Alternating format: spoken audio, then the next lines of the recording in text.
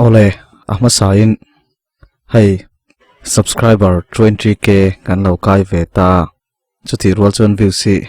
si tam lo thin le maya ma second subscriber ngai to chonin a om lu tuk thawa kai ni anga chon 10k ang te hi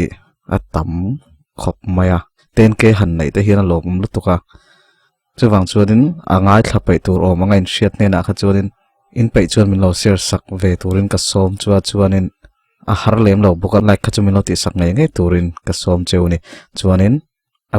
pe khan in lo comment box don nia choi khom kan ho dar no chon mani in thewa kan leta engkim mai chu re duk mai hian ka ria kan han khom kan dar le chia chu angai ve hle mai kholama kan thian thar te nen gropa chon kan in berenga a hlim chona la ni boka kan len ngai ve hle usia ta chon min ron kolin pona lo chuak la phone dom chung reng chon tuk ver chuka honga kan veranda chon ka wa chuaka aron kun hiama ka ngai to lo tuk chia aron chi sup karon chuak ro done moni ati chon achi lo ilon le thailo nga a boi thlak mai mai ti khan kan in be thailom katia thut thleng kala chuaka usia ta point veranda railing chu boin kan ti mela zan rai fe kan ti hu chuan in thlel ton takin kan mu ve le ta ni che chol nula bung riat na huna liam le sheta mai thatir lamania ka le lok chun kan result ta chok to don ka hu phur to le a anu le umami la chun an ngak lel ve si ka pas chu ka ring ma se u sheta te college chalu tur chun ka percentage sa chedon lu tok ti ka sia kanu te ve thung chun ka pas rim chun lo man tum ru le ka soi to kha le khai ka thiam thailo ve a ka chung te po hi keima hian an be se sang te chiam lo u sheta chun a holu tuk I pas rim chun a lomom atimaya college khata kal dun vel ai chun thinlung hun khat put dun apoi mozok tin min ron fei fiam thina min nem te chiam lo ka dream thin chu u sheta bial no nia u sheta nena class kal tura chu adun te a khang vel zong kamu manglam thlenga ka mu thin kha ataka thleng thei ram se ka ti ni niliam beka kar liam dona pathiani zinga nia ro thim pu niang chu ka ti mai khwa chu thim de khoya ro sul side in khoma thailo mai ka ring kan chung chu in khom tumpo kanom lo niang ro la chu in khom hun om vela chun aron sul sa zual sawa kan bia kinom na la asang si ro sul hoi phai khok sang ne na step thui to khan kal kha kan pai lo tlang ani pon lam ka hoi chuaka ama na tla kanin mem thin mong na te chu an lo chor no le vek to an moi le mem to tin kan kom thlang lam khuang te point na thar chuin an ron chor no le hlep to nia sing nu na po hian boy le har sat lai min enga ma min ngai lo hun lai kan hun to na chiat per lai tong ve thin mai la heng thing na te ang hian khang kan har sat na te khan min la thil san venga na thar dom zok nun dom zok na in kan sing nun hi alo chor no ve le nge yang kapa boral hin chon khan katan kho vela top to ang main ka nga ya engkim chu ho vek ni mai hian ka sia engkim a min puya min fui tu kapa ka han sun kha chu katliak nok phi ni maya soi fia thiam rol lawin kana ka sing nun kha aro rek mai hian ka sia ma se hei tuna chun nun pa ngai tak ka nei le to kapa mun ruak chu la zaw viau ma se zoi in sing nun kan siar thiam ve to ka ula kapa damla ya ave buang kha apui tlingin engkima min ngai tua kan chung ko ta na thai tok pa chua mi nei ot big lawin kanom thai achang chung sing nuna hian thi na te nat na te har sat na te hian min lo cher siam thina ni don hi ti in chu me ro thim pui hnoya chuan ka ngai tua neu newa kanu chuan nui enge ngai tua do lo lute kha roina ron the kha I mureng lo em ni aron tia kongka chu ka khara umami chu chauka chun thuin phone a khoi mela ehe nui ka chu thing phau kha aron ti ni nome omlo la engtin ne kan chung ko hi kan omang ka ti chon anu le umami chun nuya o kan chung ko chuni poimo ber renga lom an ron ti ruala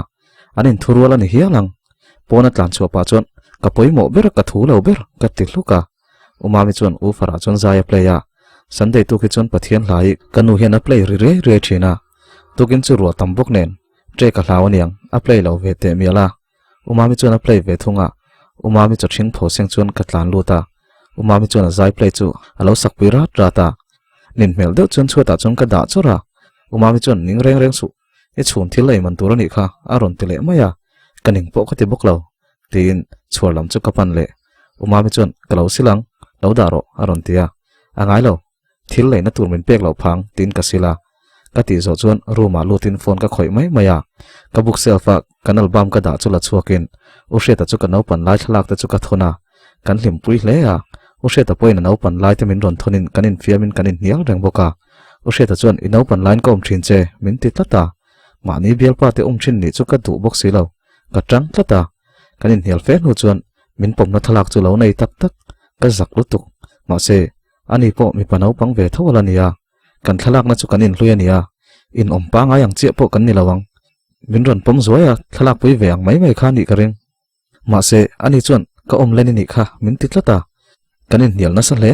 evidence ron nei thlapa wakin kan hial zui wak du talem lawa in khom thailo chun ro sur tlang ta tak taka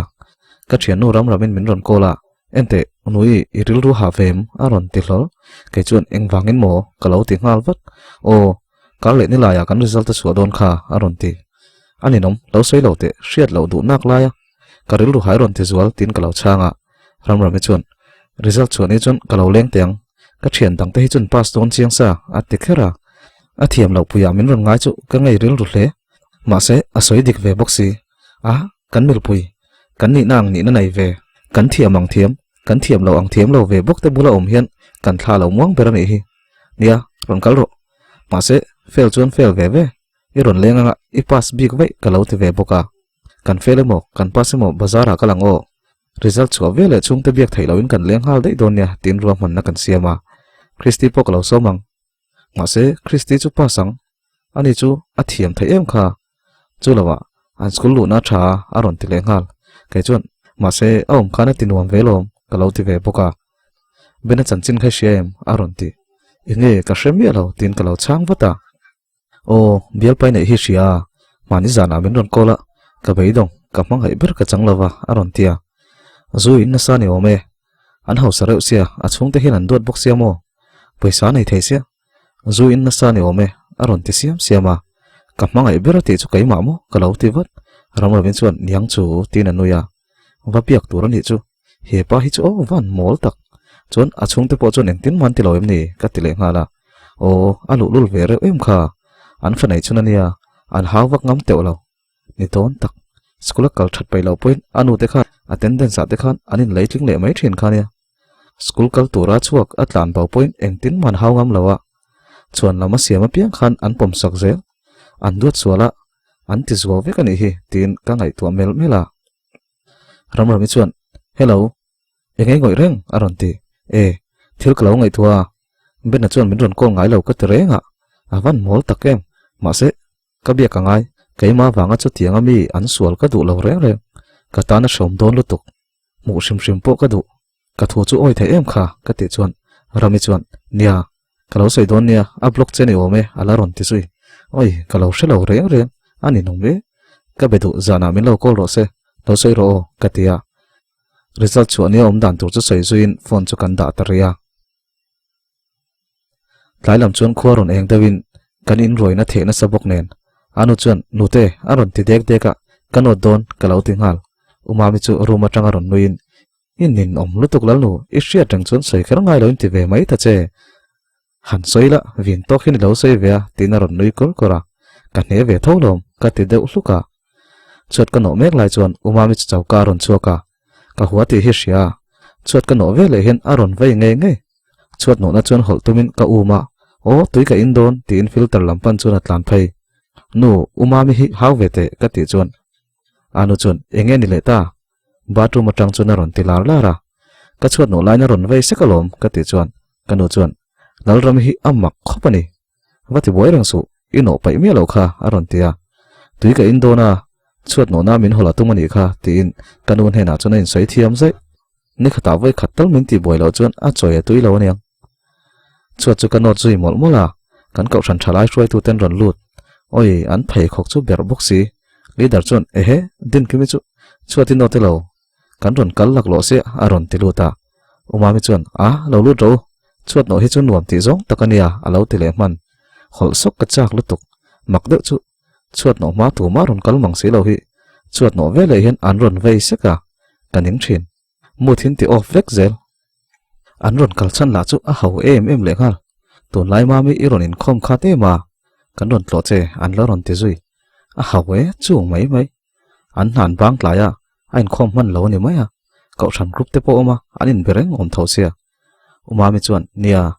kan ha kan buai ba ka roti pasal nei vela khan ka buai ve dewa lo mole ka le lama tang chon ka ron active le thai tong chu atia an ti mol mola uma mi chuan min ron mel suka zoi te hian a sei tur ka lo sei khal thingpui ka lo ti vata noi sukin valum ro aron ti kanu chu ba tu mo tang chon ron chuakin ehe in va zaum khep khup ve noi thingpui siam toem aron ti ngal in nin om ve o kanu ka siam me ke ka ti chu uma mi chu le lam hoina noi suka thalai throi tu te nen chon an ti tia anom rai phian le ngala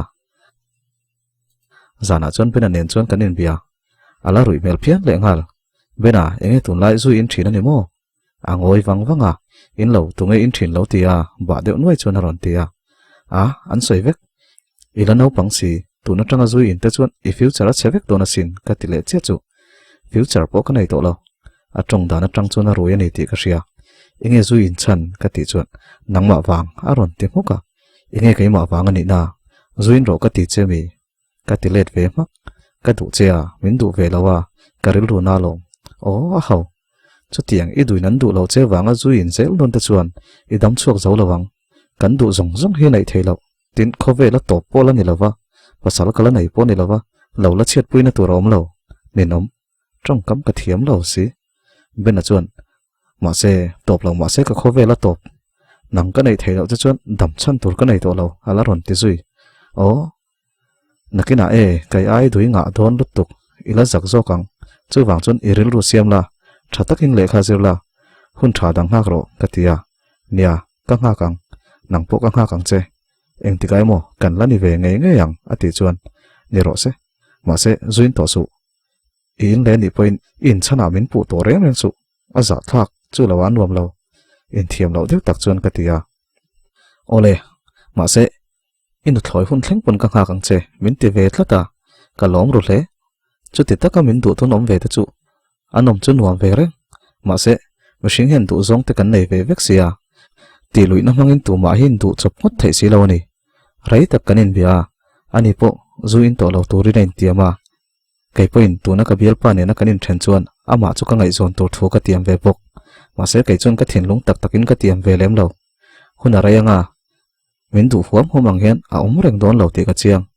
no pan a tin du na hi chu ami turana anti hi adikani karing ni herle sheta result choni kan thlengta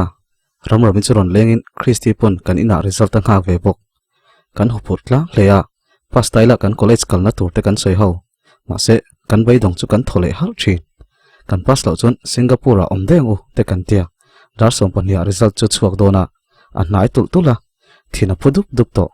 sana ban ta chu avei rang tul tul mai hen ka ria kanu la chon bazar atangin min lo kol result khamin lo shil watang che aron ti umamin engsang ei chak I pas lom na tur hai sadora koma aron ti inninom ka fel chon ka tlan bo de yang tin ka chang umami chon kan uile tukang che I fel chon arsa karon lainga I pas chon idu ber vok sarep kalo hon tonia tin phone chu da ushe ta po chon alo ngai chang ve renga ma se ni chon I fel pon ka mangai tho che aron ti he pa hi chu a zai lo mel len hen trong kam don son nuam deuh hi aron mang ve le nol zel dar som pan hi chu rit tak take thina phudeu dap dap to ka tho seng lo ni ber mai kan kom thlang atang chot ka pas ti thoma ron chuak ram ramin an chon kut kanin chel ringot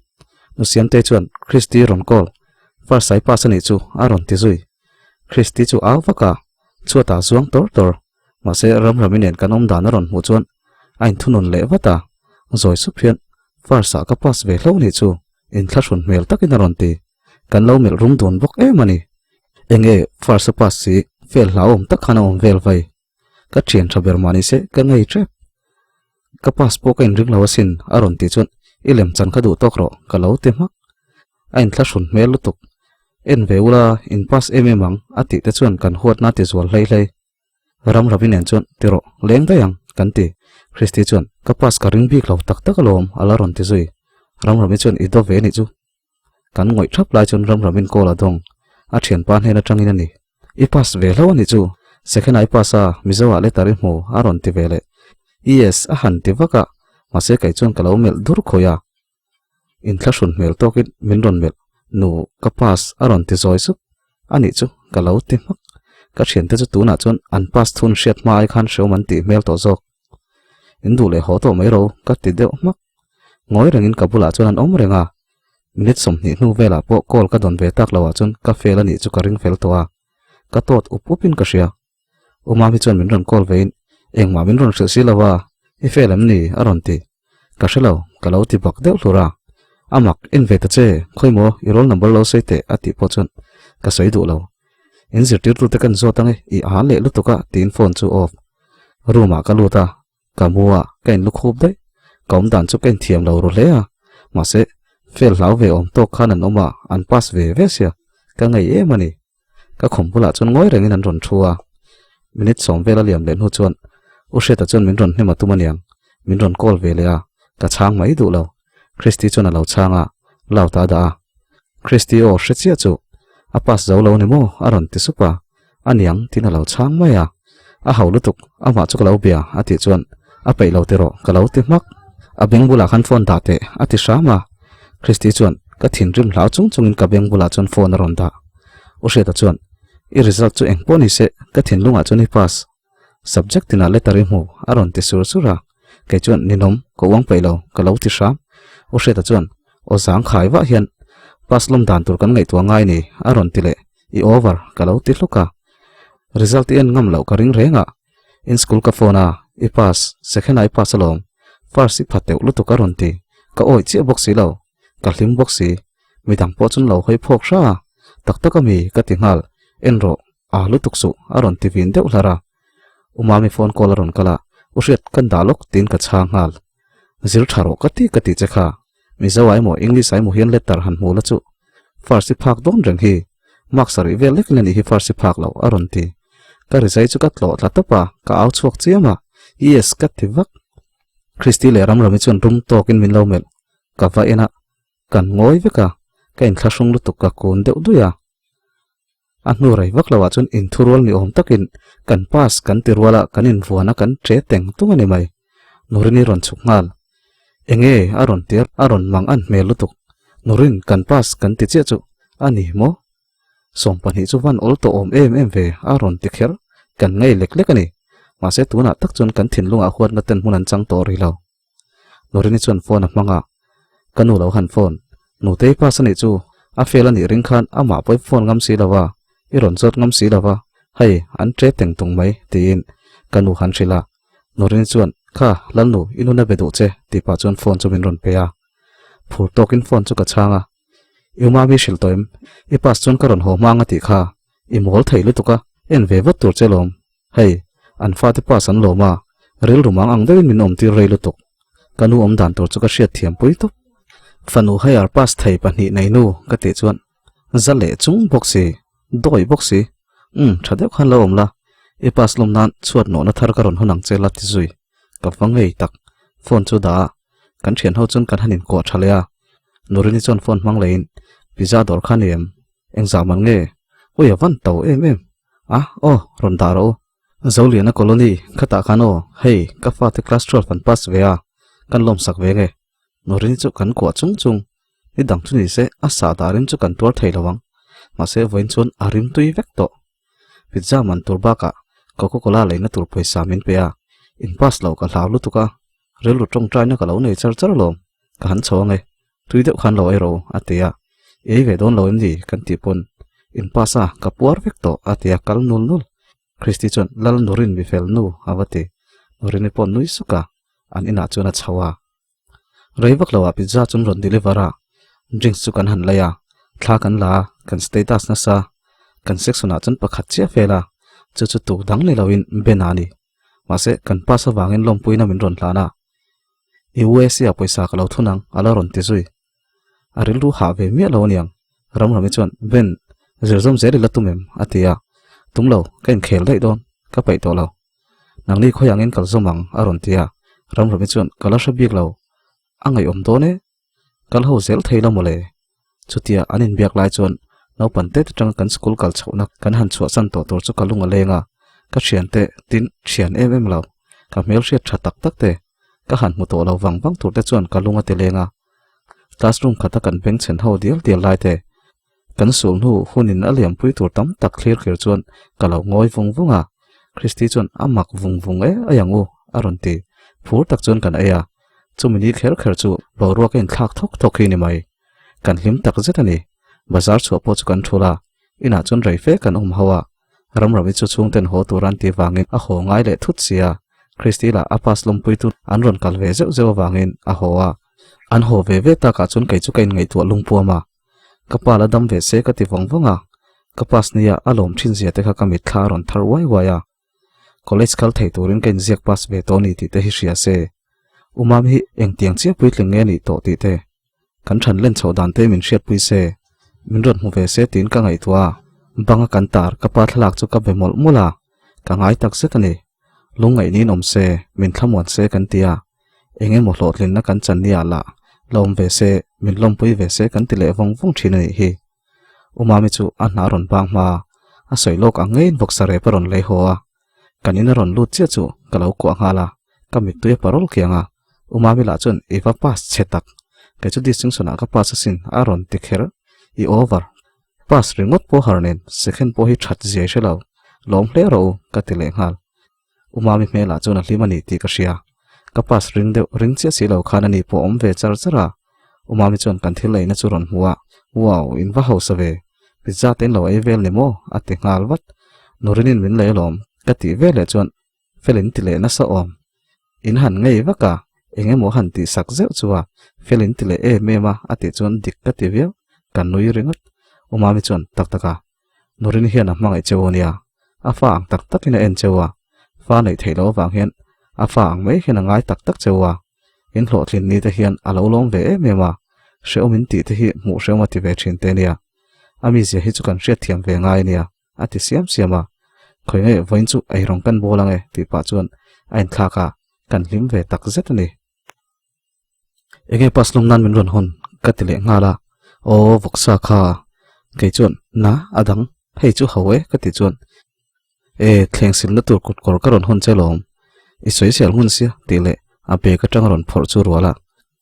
kaninge na tur hriat ngoi ka ti ngal umami chu nui maya identifya zaira rata a cheve ngal sut umami hi chon ai rong bol hi pe lo vea ma se ati chuna chun a uluk thaya atui thei ai rong bol chu thiam takani ma se a bol khat ve ema a thiam je hi kan hre khat mai po anu ron thleng phur tokin ka tlan chuat no na ron hon tak aron hon ang chuat no nei lei vengo ka ti thin tho chunia ma se paslum nana hanin dei sak chu a lomum lo ve spin mo pantin ka ria khatiang chi khania ama chon chuat no nei pamon pe min siam sak hi ka mang mai thina tuna chon chuat no chu nuam sot don ma se paslum nan chon tiang lo de hi ka bai sei ve ni ka ti taw de bara anu chon nakina I college kal nan kan len seng don chu tuna thil kan lei wak chon college kal na turi nei nang ala ti zui umami chon ifel vio chun scooty khali zir don nia aron ti kalom lutuk class kal nan ka mang thinang ka ti ngal wata o atla chapin kan ngai tu zel don nia ati daya chutia pas lo ma kan boi de nak lai chuan a puron chuk ve hlola ka pas thu ria min lom pui turin ron kal wanga kanin lu ma sak ber nei tu nia atunu wang takin min ena ka pa boral him chon phei chuan min ngai sak thin leya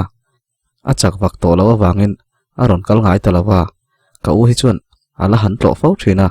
ka hi chuan biak dan wak ka thiam lo wang hian lo leng ro ati lo chuan ka le ngai mang lo u shetan ka no pan lai thla min lak pui min pom lai thla lo lak sak tu po kha apu hin tia u sheta patnen hian kho khat chuak an ni wangin anin hre hleya chuta tanga nu siam te le kanu te point nel chon nia kanin lo kan chep tak e ma wang khan in lo tur kan zonga tuna kanin lo lai lo ma satu te khan lo chuak ve don che boknen he zauliana colony hi kan zuk zom ve ta khania alo rei ve ta hle mai kan lo lu ni tanga ka star em kha tuna ka bialpa han ni ta chunia tin bot ka hu for em pan hi 10 le 12 ka pas na ni bok he in hi chu katan mal som na tam takani chuti rol chon kapa min kalsan na inani thungero lo makim thailo mase singnon hi atluang pur si lo ni thil tha liama a thadanga ron thleng vele a then khat chu kan ta na hlungoi ngoi entika ma ron let to ngai lo turin hun hian a her liam pui thin si ni kapu chon poisa cheng zanga lai min ron pe a kalom lutuk trong trai na ron mang thap boka ma se thut rai pe vak lo wangin ho chawle ngal mai duwa uma mi chuan nui han hroila tin min mel zewa phur tak chon ka hruaya anin thleng thla ka tumero angai lo in leng ten ron kalang som pan hi pa si ta chu a hlunia longpui tun om sap sap dona lo zu komro ati hlawa pu kalome o nakina nidanga cho kalaron ayang kati chuan ole anin lama chuan min lu sana ka ho lama chuan usheta scooty da lu tur nen kanin muzoka min thei hil der ani mo ati zoi sapa oi omlo lutuk ka buai hal charger enge min pek don kati chuan naktuka kan lei don nia bazara kan chokanga kepo class ka cholanga nangpoi ni ti tur kan sel vekla ati chuan ka bunghuta ka chuk don tia chuk mai ka tumchu ka kotaron vuana chocolate min ron pek pa chuan ka longpui che tin ka kuchu vuan wanga nurini ron chuak thut rang lutukin kanin thla ma se min human shim shim kanina chung ka tlan lut thlawata nurini chuan min human aniang ring tokin nui ala ron te zui a fachi lo tak engtin nge kain soi fiang ole khati zong kha bung riat na chalo ni le sela ngai thatu chong zong chunga kalome